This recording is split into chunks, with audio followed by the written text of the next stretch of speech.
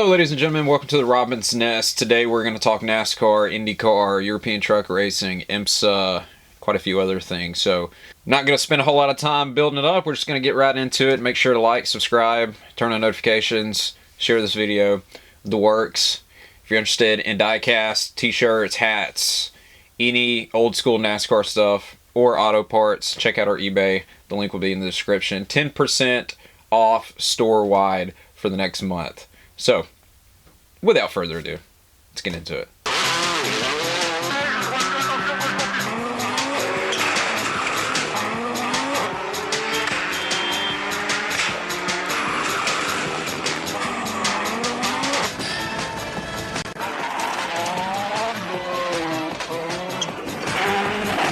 Alright, so I want to talk about the elephant in the room, which is Charlotte. Okay? The race itself was actually fairly decent for Gen 7. I mean, the bar has been set so low this season and last season with the Gen 7 car that it really wouldn't take a whole lot to clear it. You know, I'll say this about the Coke 600. For the most part, it was kind of boring. Okay, but then you had different times within the race or whatever, different stages. I don't want to say stages because the race actually has stages. It's so stupid. But different points in the race where guys were racing side by side. The race for the lead was pretty good on occasion. Like I said, there's plenty of times where it was a snooze fest. Ross Chastain ended up chasing down William Byron towards the end of the race after William led basically the entire race, and he choked and lost it right there at the end. And Watermelon Man got a win. But what's happened since that race, I've noticed online, people are clamoring for the oval to replace the ROVAL during the playoffs. And here's my thing, because the same thing happened with the Final Four championship race. Okay, it's been held at Phoenix. Everyone was whining about Phoenix, so now it's been changed back to Homestead, which is going to be a snoozer. Like, there was a reason that Homestead was dropped and replaced with Phoenix in the first place. And it wasn't because people liked Phoenix more. No, it's because, like, Homestead was boring. That's going to be a similar thing. But, like, this knee-jerk reaction to, oh, we had a halfway decent race, let's go ahead and just replace the racetrack or move races around. If we're going to put pressure on NASCAR, okay, why don't we put pressure where it needs to be applied? And that would be with the garbage car that they have. Okay, if it weren't for the Gen 7, road courses would be entertaining. How do I know this? Because they were prior to the Gen 7. They just were. And I was no fan of the Gen 6. I was certainly no fan of the COT. You know, I'm a Gen 4 guy. Yeah, I'll die on that hill. I think it's the best race car that NASCAR has had in the modern era, by far and away. But why are we focusing on things that it's just a band-aid solution? Why are we not focusing on the elephant in the room, which is the terrible race car? NASCAR has shown if enough of the fan base put pressure on them in a certain area, they will have to make changes. They have to. But, like, the conversation about the car has died down lately. No one's talking about it anymore, but nothing's been fixed. The races are still overall boring, not fun to watch. The cars are so aero dependent. Even during the race Sunday night, you could see Denny Hamlin several times when he caught William Byron. You could almost physically see the wash coming off the back of William's car and making Denny lose the nose. Now, I understand to a certain extent, aero is just a part of oval racing. I understand that. The aero was a thing with the Gen 4. But I would argue not to the extent that it is with the Gen 7. At least you could compete, you could pass, you could set guys up, and you could do stuff like that. It's next to impossible with the Gen 7. Unless there's just a massive discrepancy with handling with one car versus another, tires, what have you. But heads up, equal cars, somewhat equal cars. After 2-3 laps, after a restart or a start of the race, passing is next to impossible. I mean, you even go back to the Madhouse to open up the season for the Clash. Chase Elliott won that race, but he said on the radio that he was having aero issues at Bowman Gray. At freaking Bowman Gray. It's a high school running track. Like, it's insane to me. Now, the Gen 4 didn't have aero issues at a short track. You could knock the nose off that car and still go out there and compete and run for the win or run for a top 10. But yeah, my thing is like, if we're going to focus on something that we're going to try to hold NASCAR's feet to the fire on, let's focus on the real problems. Changing a venue is not going to do anything. Like I said about Phoenix and Homestead. Homestead was dropped for a reason. Okay, yes, I agree, Phoenix is terrible. Because of the car. Like, Phoenix was actually an entertaining race to watch back in the Gen 4 era. Back in the COT era. Now, I'm of the belief that the Gen 6 was entirely overrated, and it was a garbage car too. That was too easy to drive. You know, the sides of those cars were flat, and it was basically like a big parasail. So even if you got...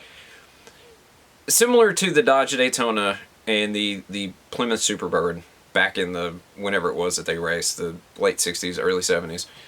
And they had the big wing on the back. Okay. The two pillars for that wing had a little bit of like girth to it. Okay. So if you got the car a little bit sideways, that wind, crosswind, would hit that pillar on that spoiler and help straighten you back up. And it's a similar thing with the Gen 6. The sides of those cars were so massive, so flat, so gaudy, that if you got a little bit sideways, the crosswind hitting those panels would straighten you back up. And so they were entirely too easy to drive. And these new cars, it's funny to me that Rick Hendrick, Joe Gibbs, and Roger Penske were the main voices, the main push behind getting this new car implemented. And outside of the random race here and there like this past weekend, who's been doing all the winning? It's been Gibbs, it's been Penske, it's been Hendrick. You know, so there was a reason why they wanted those cars implemented. They obviously have a leg up. Hendrick basically owns the series anyways. I was talking to my wife when we were talking about Carson Hocevar, and because he ran top 3 for a good portion of that race Sunday before his engine blew. And I believe it was Atlanta where they got down to the end of the race, last lap, and he had a pretty good run on Kyle Larson, and I don't remember the other car. I think it was a Penske car. And anyways, he shot the gap in between both of them going into 3 and 4. Then a wreck happened. They threw the caution. He ended up not winning. I think he finished second, something like that. And so anyways, in his interview after the race was over, he apologized to Rick Hendrick for racing Kyle Larson. What? Why? Why are you apologizing to him for doing your job? That's insane to me.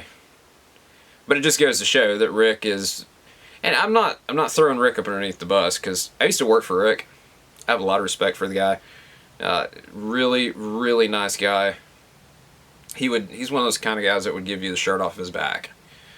Okay, I have no problems with Rick, and I would never say anything bad about him. But the fact remains is that he basically runs the series at this point. And maybe it's an equal share between he and Joe and Roger. I don't know, but that's the big three, and they're calling all the shots. So the Indy 500, Alex Palou ended up winning. Shocking. The dude's won every race this season but one, and he finished second in that one. Which leads me to another point. So he's won basically every race this year in IndyCar. Norbert Kish has won, Nobby, whatever you want to call him, has won basically every race in the ETRC, the European Truck Racing Championship, which is an FIA sanctioned series, so it's a legitimate series. It's not like it's some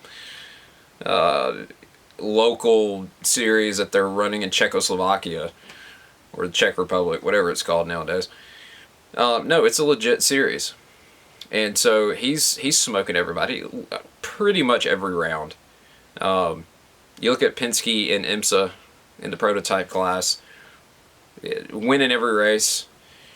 Supercars, same thing with AAA engineering. Which leads me to another point. What needs to be done to level out the playing field? Okay, because it's not, if you're winning every race, it's not a level playing field. Something's going on. IndyCar is a spec series. Everyone basically runs the same stuff. Same stuff. So you shouldn't be able to go out there and just win every race. Okay, so what's going on? Is it a cost cap issue? I know some of these series do have cost caps, but you look at supercars with AAA, there's no cost cap there. To me, they win basically every round. Regardless of who's driving the car. So what does that tell you? They took Will Brown, who had an okay season last season with Erebus. His teammate won the championship that year. He replaced Shane when Shane came to the States and promptly won a championship. So I'm not saying that they have bad drivers, but it's not normal to make changes like that and not miss a beat. It's not normal. Usually there's a growing period where a new driver has to mesh with the engineers, or if you have a new engineer, they have to mesh with the driver. It usually takes some time to get acclimated with one another. And but that's not been the case there. IndyCar, Alex has been smoking everybody. Chip came out and threw Roger under the bus during the whole cheating scandal that happened with the attenuator on the back of the Penske cars this week at Indy. But it's like, dude, I could be wrong, and I don't want to accuse anybody of anything. Okay, let's just say that. But there's something's going on with the Ganassi cars. There's no way that they're that much faster than everybody. Or at least Alex is that much faster than everybody. There's no way. But there's another point, too. Newgarden ended up having a fuel pressure issue during the 500. Now, he had to start at the back because of the cheating deal. Part of their penalty was start out back. He had made it up to 6th or 7th, and they came down for pit stops, and then he started having a fuel pressure issue. Now, did he actually have a fuel pressure issue, or was this all a way of keeping him from winning the race?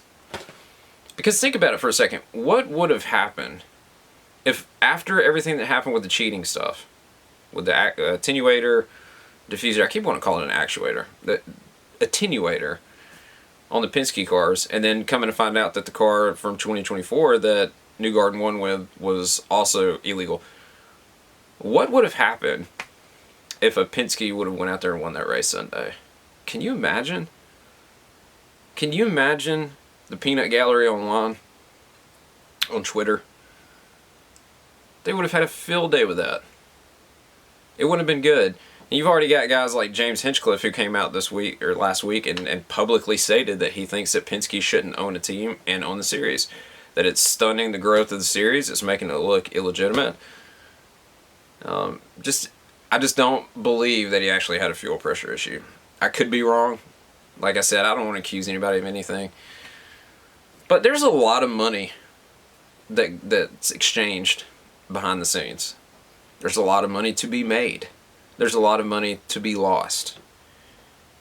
Okay, and I'm not saying that sporting series, motorsport series are like the WWE. NASCAR certainly is. But things do happen on the racetrack based on politics behind the scenes. It's just a fact. I've seen it with my own two eyes. It is a fact. Okay, and so it could have been legitimate with Newgarden. I don't know. But back to my other point about evening out these series.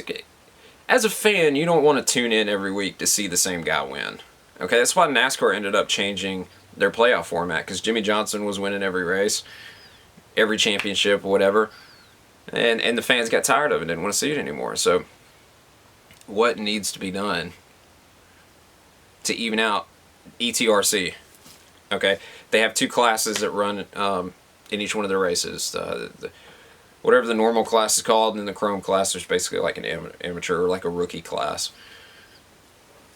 But the Chrome class is not the same person winning every round, so that one doesn't really have an issue. But your main game does, because Norbert's winning basically every round.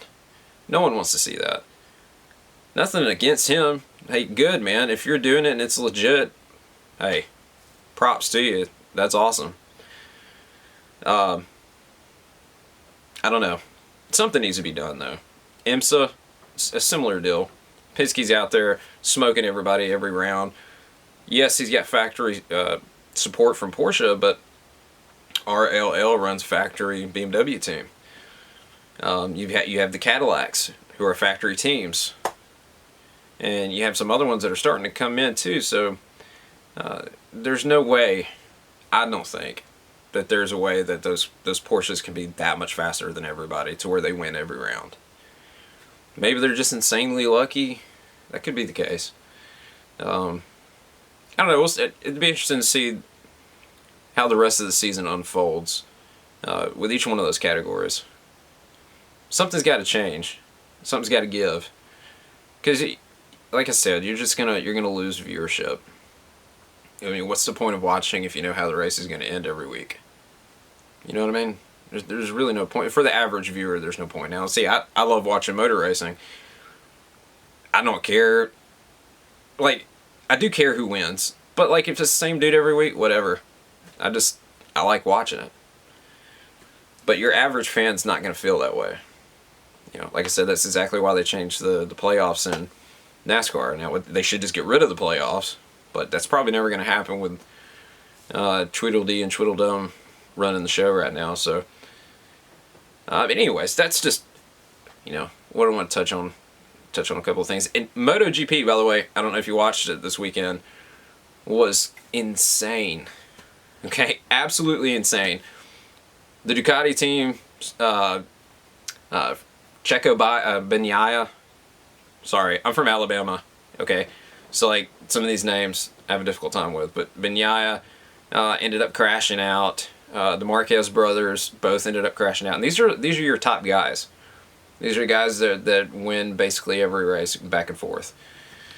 They're on Ducatis, and all three of them had accidents. Alex Marquez, he went down in turn one. On the start. Like, he took the lead and went straight up in turn one, just put the bike on its side.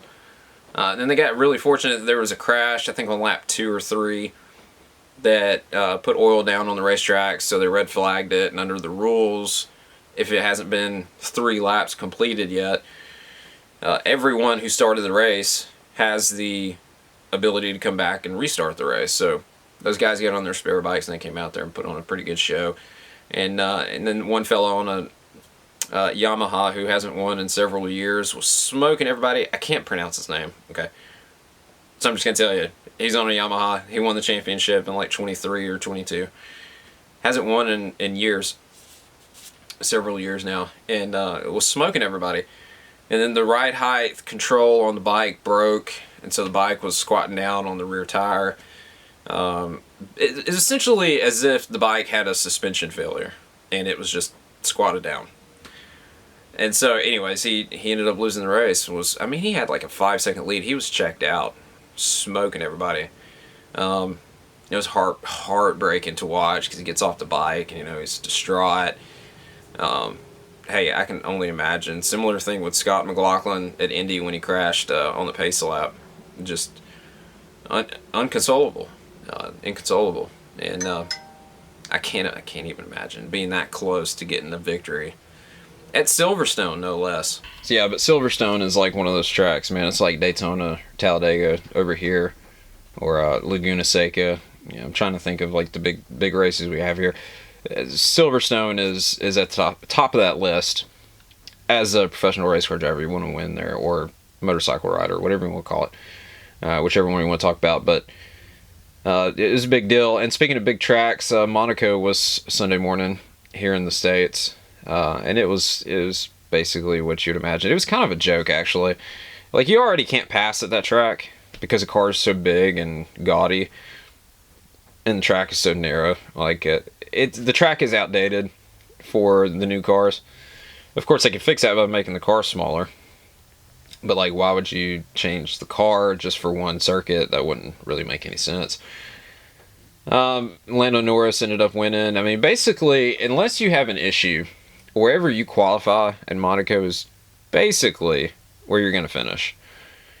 That's why George Russell, he came out and he said maybe Monaco should just be qualifying, like a qualifying show. Because, and he is correct, that qualifying was more entertaining and interesting than the actual race was.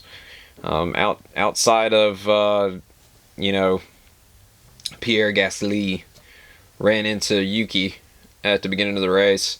That was about the only action that happened the entire race. I mean, it was, and then you had guys holding up the line behind them to try to benefit their teammates when they were doing their pit sequences, and holding them up because you cannot pass. You can't pass. So Liam Lawson was holding everybody up to help Isaac Hadjar out, and it's a joke of a race. I mean, I understand the pageantry and that it's historic. It's like the biggest race on the calendar.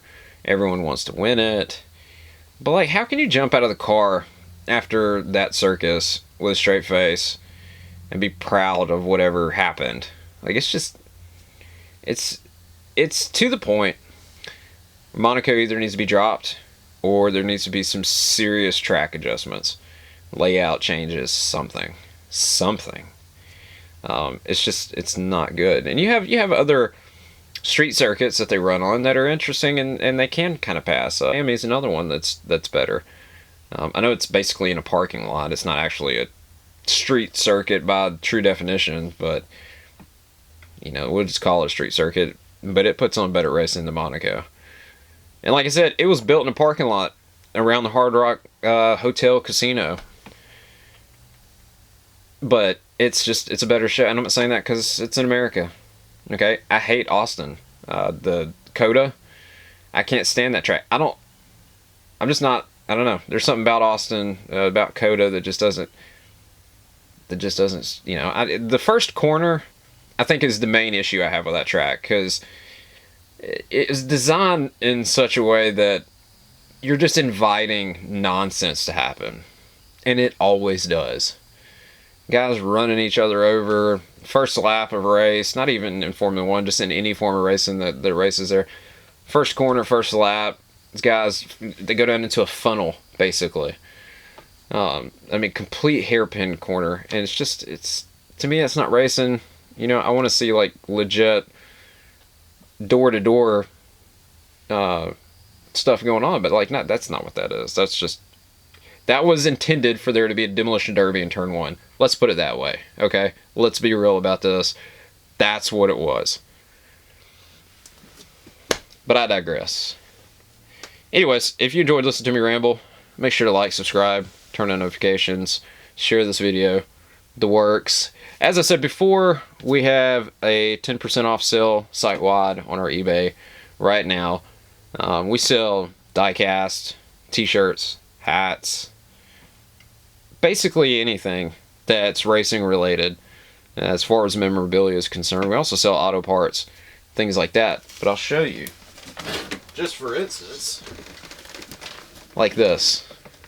This is an old copy of Winston Cup Illustrated. This particular one is from 1992. And hardcover. How badass is that? You want it. Check out our eBay, because we have this and a lot of other stuff just like it. So I went on a spell for a little while, a couple of years, of just snatching up any memorabilia I saw when we were out. And my wife and I were out piddling around. We'd go to stores, thrift stores, markets, and stuff like that. And so eventually I got to the point where I have too much stuff, man. Too much. So we already ran an auto parts store, but we just decided, hey, we're going to start selling that stuff too. And then it's kind of snowballed from there. Now we sell everything.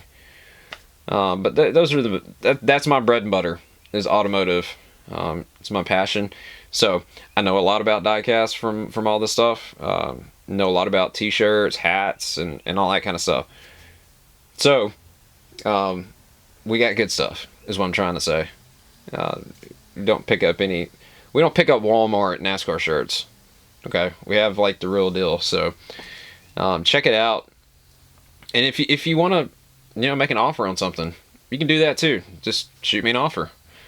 I usually don't say no to any offer. Just you get this stuff going. So like whatever you want to pay, just let me know. And anyways, I appreciate you guys watching. It means a lot. Until next time, take it easy. Peace. És 100 fölfele. 100 fölfele, jobb 2 tempó, 20-ra bal 2 tempó, 20-ra bal 2 tempó, 25-re bal 2 szűk, bal 2 szűk, és bal 2, majd 50-re jobb 2, itt a bal 2, és 50-re jobb 2, majd szűk 50-re jobb 3 az aszfaltra, szűk 50-re jobb 3 az aszfaltra.